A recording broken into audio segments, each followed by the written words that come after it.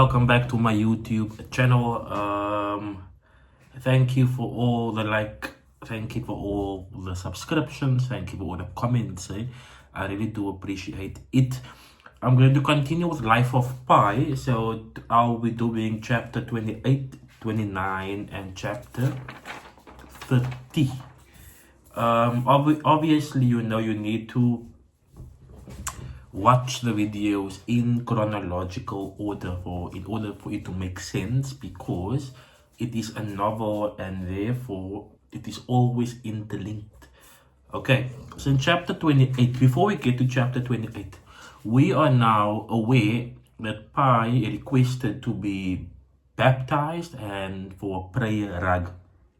Okay, and obviously the prayer rug is symbolic of Islam, and to be baptized is symbolic of Christianity, and we know this by now. So in chapter 28, he says that he had a great affection for his prayer rug. The only problem is that he lost it. Okay, so remember, he's telling the story as an adult, so he lost his prayer rug. He goes on to say that the prayer rug was a constant reminder of the beauty of God and the great affection he has, because of it reminded him of the beauty and the creation of God as well. He would obviously use the prayer rug and he would mark it off so that it can face the Qibla as well. So based on that, he's very aware and knowledgeable about Islam. He prayed outside, and his father, his mother, and the rabbi would observe him until they got used to it. I argue that his mother, Gita, was able to adapt more compared to his father. His father being very dogmatic, very strict, very assertive in his ways. Okay, mother not as strict. In chapter 29, he goes on to say that, or in chapter 29, he poses a question by asking, why do people move? So why do people move? And I think this is like a foreshadowing what is about to happen, and that is obviously Pi's father and mother, to an extent, decided that they are going to migrate. They're going to leave India for Canada. Okay, so why do people move? People move in hope for a better life. People move with the goal or the dream to find something better. Okay, it is uncomfortable to move from the known to the unknown, and people will only do that when the conditions are unsuitable. And this links to the idea of animal and its habitat. So previously, you also mentioned that an animal will only escape when the conditions are unsuitable, and humans are the same. We move in hope for a better life. And that's exactly why Pi's father decided to a large extent to move, because of the corruption in India. So he accuses Mrs. Gandhi as being unable to modernize India.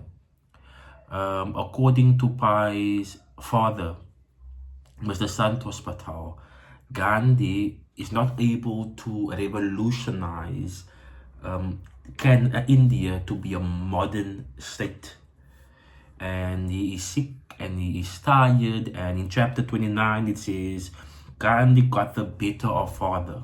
In other words, because Mrs. Gandhi's approach is very dictatorial, very authoritative, Pi's father said enough is enough.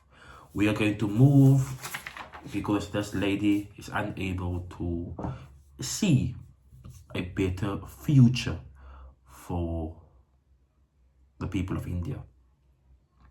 Okay, he goes on to say that the idea here is that they're going to sell the animals to the Americans, okay? Not the ones on the Cape Flats, the other Americans. They're going to sell the animals to the Americans, and they're going to take the money and they're going to use the money to start a new life in Canada. Understood? And the reason why they're going to sell the animals, some of the animals, to the Americans is because they will get more, given that, you know, it is the dollar and the rupee, I think, that will be involved. So they will get more from the Americans compared to other nations. And then they use the profit to start a new life in Canada. He goes on to say that they are definitely not rich compared to Canadian standards, but they're not poor as well in terms of Indian standards because they own the zoo. Okay, so there's obviously a source of income. Both Pi and Ravi were thunderstruck when it was announced at dinner that they're going to move. They were absolutely thunderstruck, primarily because if you look at India and if you look at Canada, I am struggling to find a correlation or similarity between the two. They are so different in terms of culture, in terms of heritage, in terms of language, in terms of everything. They are so different. So I think that is exactly why Pi and Ravi were absolutely thunderstruck, because we have nothing in common with Canada. Why Canada? The reason why Pi's father, I would argue, decided to go to Canada because Canada is a first world country and they are very secular. Secular in terms of they do not really value religion, but they value technological innovation to modernize the country. And that's exactly what he is looking for. Okay. In chapter 30, we have our fictional intermittent narrator back, and he is absolutely dumbfounded, taken aback when he says Pi is married. So remember, Pi is an adult. Okay, he's an adult and is married to a pharmacist known as Meena Patel. And this is a problem we have at the Marking Center. Do not confuse Geeta with Meena. Geeta is Pi's mother, the one that Meena is Pi's wife. Okay, the pharmacist. Meena is Canadian with an Indian accent.